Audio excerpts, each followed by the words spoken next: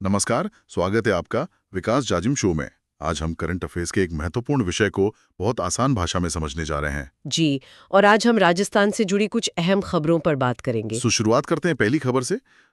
ये स्वास्थ्य से जुड़ी है, खासकर आयुर्वेद से। हाँ, मुख्यमंत्री श्री भजन लाल शर्मा द्वारा जयपुर स्थित राष्ट्रीय आयुर्वेद संस्थान यानी एनआईए परिसर में एनआईए परिसर में। जी वहाँ नवनिर्मित ओपीडी सुश्रुत भवन का लोकार्पण किया गया। अच्छा, ये जो राष्ट्रीय आयुर्वेद संस्थान है, ये कब से है? इसका क्या इतिहास है? देखिए, राष्ट्रीय आयुर्वेद संस्थान की स्थापना वर्ष 1976 में एक आयुर्वेद महाविद्यालय के रूप में हुई थी, जो वर्तमान में deemed to be Ayurveda university के रूप में विकसित हो चुका है। तो ये बहुत पुरानी और प्रतिष्ठित संस्था है। बिल्कुल। और ये जो नई पहल है, ये प्रधानमंत्री के विजन भारत में उपचार और भारत द्वारा उपचार मतलब heal in India and heal by India को बढ़ावा देने की दिशा में ये पहल महत्वपूर्ण मानी जा रही है।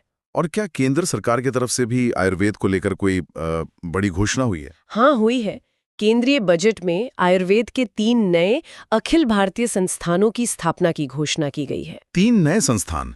और राजस्थान के लिए क्या कुछ खास है इसमें? जी बिल्कुल। नेशनल आयुष मिशन, जिसे NAM भी कहते हैं, उसकी वर्ष 2025-26 की कार्य योजना के तहत राजस्थान को देश में सर्वाधिक 348 करोड़ रुपए का आवंटन किया गया है। 348 करोड़, ये तो बहुत बड़ी राशि है। हाँ, सबसे ज्यादा। और आयुष्मान आदर्श ग्राम योजना के माध्यम से प्रदेश के गांवों को आयुर्वेद एवं योग आधारित आरोग्य ग्राम के रूप में विकसित किया जा रहा है। बहुत अच्छी बात है। चलिए अब हम अगली खबर पर आते हैं। जी, ये सामाजिक सुरक्षा से जुड़ी है, खास तौर पर पेंशन योजनाओं से। तो अभी की स्थिति क्या है? कितने लोगों को इसका लाभ मिल रहा है? राज्य सरकार द्वारा प्रदेश के 91,83,000 से अधिक पात्र व्यक्तियों को सामाजिक सुरक्षा पेंशन का लाभ दिया जा रहा है। 91,83,000। इसमें मुख्य योजनाएं कौन कौन सी हैं?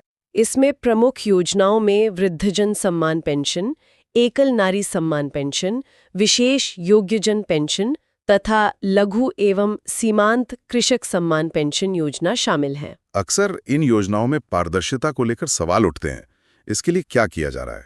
हाँ, इसी के लिए पारदर्शिता और पात्रता निर्धारण को सुदृढ़ बनाने हेतु 5 जून 2024 को पेंशन नियमों में संशोधन किया गया। और इसमें जो राशि दी जाती है, उसमें केंद्र का कितना योगदान रहता है?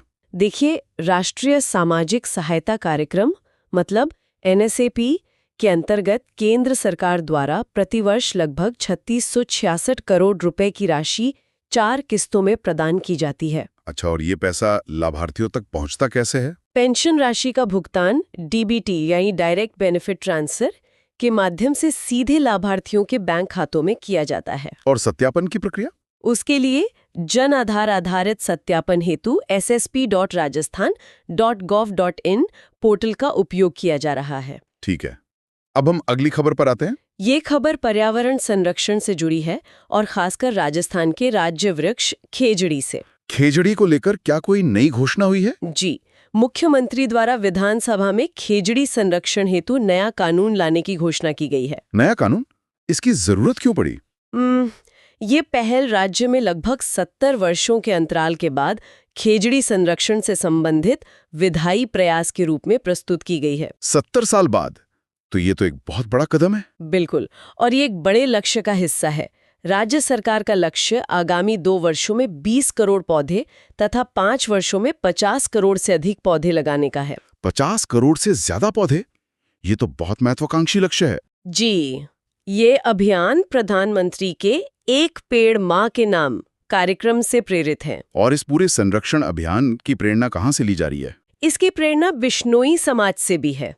बिश्नोई समाज द्वारा प्रतिपादित 29 नियमों को पर्यावरण संरक्षण के प्रभावी मॉडल के रूप में प्रस्तुत किया गया है। तो ये एक तरह से पारंपरिक ज्ञान और आधुनिक कानून का संगम है। हाँ, आप कह सकते हैं। 27 अगस्त 2025 को मुख्यमंत्री द्वारा पर्यावरण प्रेमी संतों के साथ खेजड़ी संरक्षण विषय पर विस्तृत चर्चा की गई थी। चलिए, पर्यावरण की बात हो गई, अब हम अगली खबर पर आते हैं। ये एक बहुत बड़ी इंजीनियरिंग परियोजना से जुड़ी है। कौन सी परियोजना? परियोजना का नाम है संशोधित पार्वती कालीसिंध चंबल लिंक परियोजना, जिसे रामजल सेतु लिंक परियोजना भी कहते हैं। और ये परियोजना कहाँ बन रही है? इसका स्थान है कोटा जिले की दीगोद तहसील के पीपलदार गांव से बूंदी जिले की इंदरगढ़ तहसील के गुहाटा गांव तक। इसमें सबसे खास क्या है? चंबल नदी पर 2.3 किलोमीटर लंबा एक्वाडक्ट बनाया जा रहा है। 2.3 किलोमीटर लंबा? इसका आकार कैसा होगा? एक्वाडक्ट की चौड़ाई 41.25 मीटर तथा ऊंचाई 7.7 मीटर निर्धारित की गई है। ये तो बहुत विशाल होगा।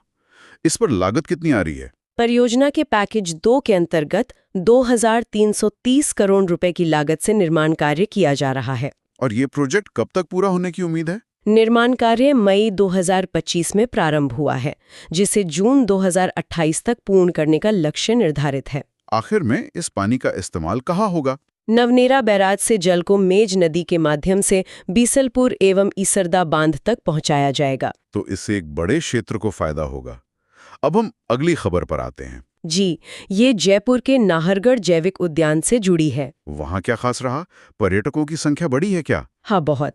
वर्ष 2026 के प्रारंभिक 39 दिनों में 57,000 से अधिक पर्यटकों ने नाहरगढ़ जैविक उद्यान का भ्रमण किया। 57,000? और मुख्य आकर्षण क्या है वहाँ के? टाइगर सफारी और लायन सफारी उद्यान के प्रमुख आकर्षण बने हुए हैं। किसी एक दिन सबसे ज्यादा पर्यटक कब आए? कोई रिकॉर्ड बना? जी, 8 फरवरी 2026 जो रविवार था, उस एक ही दिन में 3,177 सैलानियों का आगमन दर्ज किया गया। चलिए, अब हम अगली खबर पर आते हैं। ये खबर हम सभी के लिए बहुत जरूरी है। ये साइबर सुरक्षा से संबंधित है। हाँ, ये तो आज के समय में बहुत बड़ा मुद्दा है। किस तरह के फ्रॉड से सावधान रहने को कहा गया है? जनता को डिजिटल अरेस्ट और कॉल फॉरवर्डिंग जैसे साइबर फ्रॉड से सतर्क रहने की अपील की गई है। ये कॉल फॉरवर्डिंग फ्रॉड कैसे होता है? इसमें साइबर ठग 21, 61 या 67 से शुरू होने वाले USSD कोड डायल करने के लिए लोगों को प्रेरित करते हैं। और अगर कोई गलती से ये कोड डायल कर दे तो क्या करें? कॉल फॉरवर्डिंग को तुरंत बंद करने के लिए 002# डायल करने की सलाह दी गई है। और अगर किसी के साथ फ्रॉड हो ही जाए तो शिकायत कहाँ करें? साइबर अपराध से संबंधित शिकायत हेल्पलाइन नंबर 1930 अथवा पोर्टल cybercrime.gov.in पर दर्ज कराई जा सकती है। और ये जो डिजिटल अरेस्ट की बात है, उसके बारे में क्या सलाह है? इसके लिए स्पष्ट किया गया है कि कोई भी सरकारी एजेंसी वीडियो कॉल के माध्यम से गिरफ्तारी या धन की मांग नहीं करती है। बहुत सी जरूरी जानकारी है ये। जी, यदि आपको यह व्याख्या पसंद आई हो तो हमारी YouTube चैनल विकास जाजिम को सब्सक्राइब करें। इस ऑडियो को अपने दोस्तों के साथ शेयर करें और अगर पसंद आया हो तो लाइक जरूर करें। अपने सुझाव और विचार कमेंट बॉक्स में अवश्य लिखें। धन्यवाद।